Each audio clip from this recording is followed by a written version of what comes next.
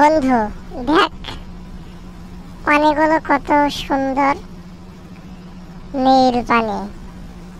আমার না মন চাচ্ছে এই পানিতে গোসল করতে। বন্ধু, গোসল করবি?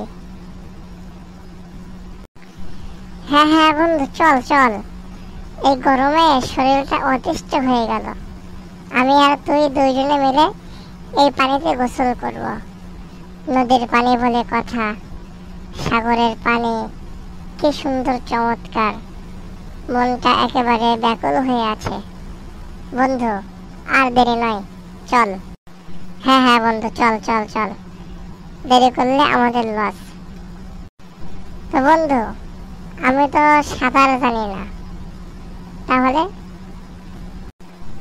আরে বন্ধু, চাপ নিস না, আমি তোর ঘাড়ে করে নিয়ে ঘুরবানি।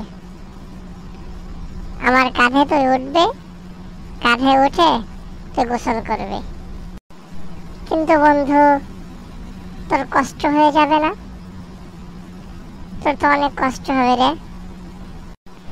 আরে বন্ধু, চাপ নিস না।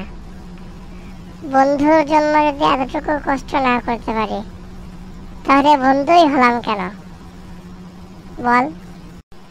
বন্ধু, তোর মতো মানুষ দুনিয়ায় আর একটা পাওয়া কষ্টের ব্যাপার রে। চল, তুই হলে আমার প্রকৃত আসল বন্ধু। দেখ বন্ধু, পাম দিস না, এটা আমার দায়িত্ব, কর্তব্য।